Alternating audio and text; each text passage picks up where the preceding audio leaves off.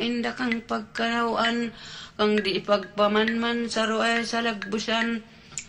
Natay may hubong way man, o di may hubungan, umiklis kang tukawan, umalin kang bangdayan, masigbayaw bagaywan, sanyaw sugot kumunwan. Marami kaming agam-agam. Baka sakali ito na nga para tayo maakit nila. At yun ang unang na itanim sa aming mga isipan. Maraming na gustong tumutulong pero sa gabal naman yung magiging bunga ay masama sa mga katutubo. Kami nangangamba sa dami ng nagsisinsos. Ay ano pa itong sinsos na ito?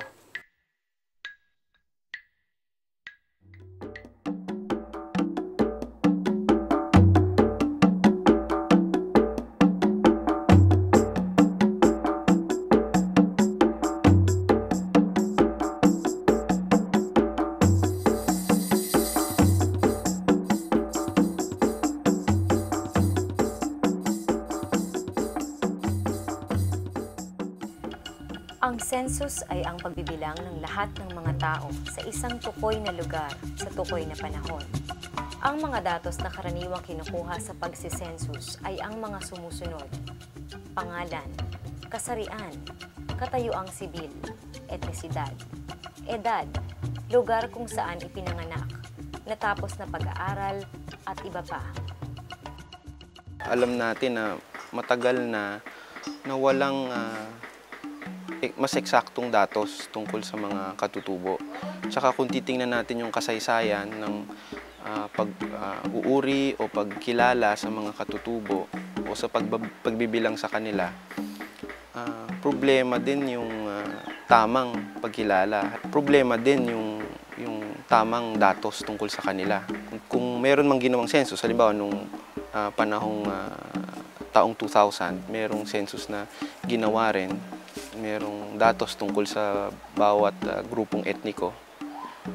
Pero meron ding mga nagsasabi na hindi ito katanggap-tanggap kasi maraming hindi naabot o maraming hindi nabilang.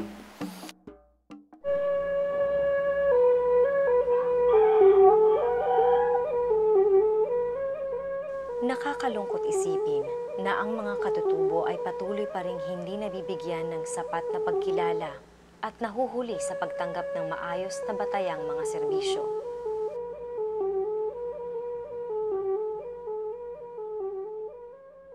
Nagpapatuloy ang pagdanas nila ng diskriminasyon at kahirapan. Kawalan ng edukasyong tumutugma sa kanilang kultura at kalagayan.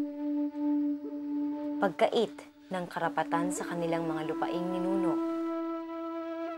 Takot at kawalan ng seguridad sa harap ng mga mapanalantang proyektong pangkaunlaran tulad ng iresponsableng malakihang pagmimina.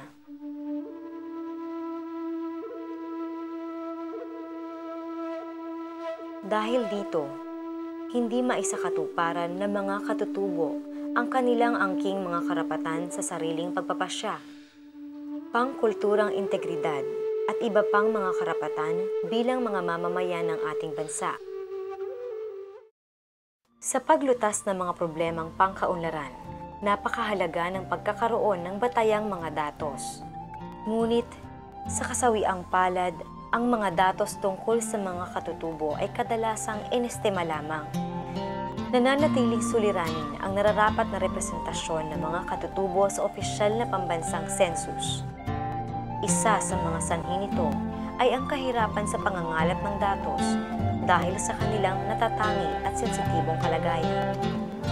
Ang kakulangang ito sa mas tiyak na impormasyon tungkol sa populasyong katutubo ang siyang dahilan ng paglulunsad ng Assisi Development Foundation kasama ang United Nations Development Program o UNDP sa proyekto sa pagpapaunlad ng sistemang pang-impormasyon para sa mga katutubo na ang pinakamahalagang bahagi ay ang angkop sa kulturang pagsasagawa ng census sa mga piling pamayanang katutubo sa Pilipinas, partikular sa ilang mga barangay sa Mindanao, Palawan, Zambales, Tarlac, Pampanga, Isabela at buong probinsya ng Silangang Mindoro kung saan ginanap ang pinakamalaking gawaing pagsisensus ng proyekto at paksa ng kasalukuyang pagbabahagi.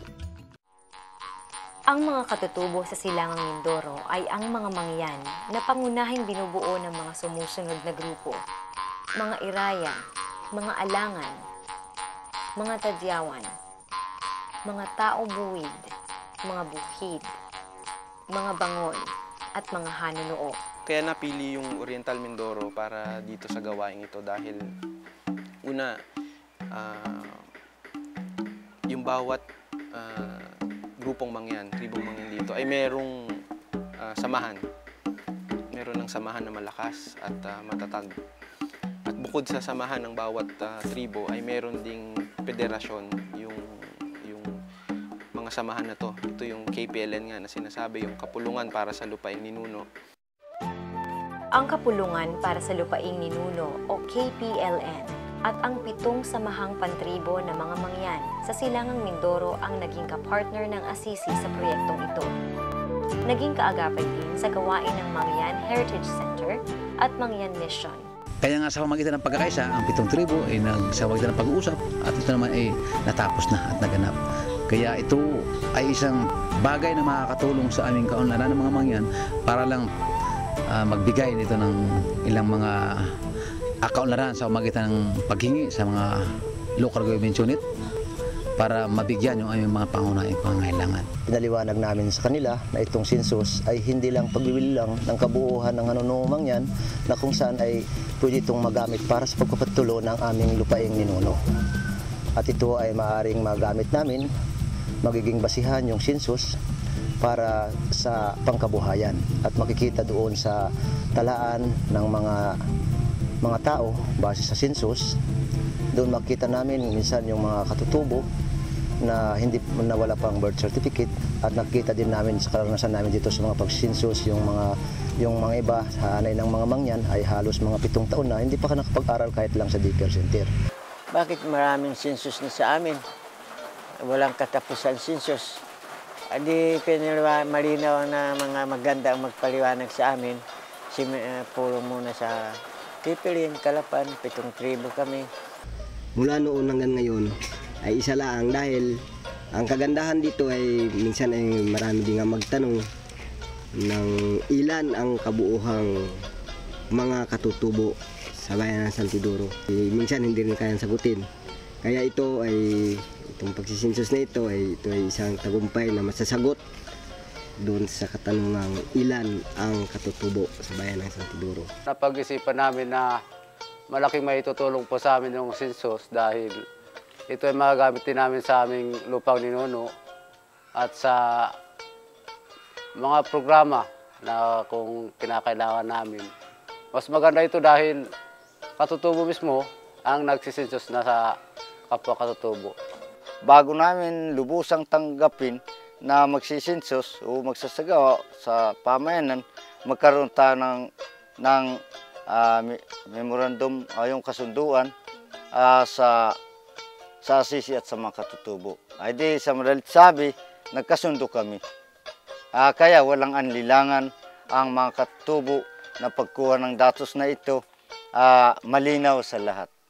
Ito ay kailangan gawin kasama yung mga pamayanan mismo. Siyempre alam nila yung wika ng mga taong masisensus. Pangalawa, mas buo ang tiwala nila doon sa magsisensus sa kanila dahil kasamahan nila sa tribo. Binigyang diin na magmumula mismo sa mga samahang pantribo ang mga magsasagawa ng census gamit ang isang simple at madaling maunawaang census form. Sa pamamagitan ng mga pagpupulong at sabayang pagsusuri, naipaliwanag ang mga layunin ng proyekto at napagkasunduan kung ano-ano ang mga gawain. Kailan isasagawa ang mga ito at sino-sino ang mga magpapadaloy ng proseso at mga mangangalap ng mga datos. Nagkaroon ng pagsasanay tungkol sa pagsasagawa ng angkop sa kulturang pagsisensus para sa dalawang napagkasunduang pagpapangkat. Ang Hilaga na binubuo ng Iraya, Alangan, Tadyawan at Tao-Buhid. At Katimugan na binubuo ng Buhid, Bangon at Hanunoog.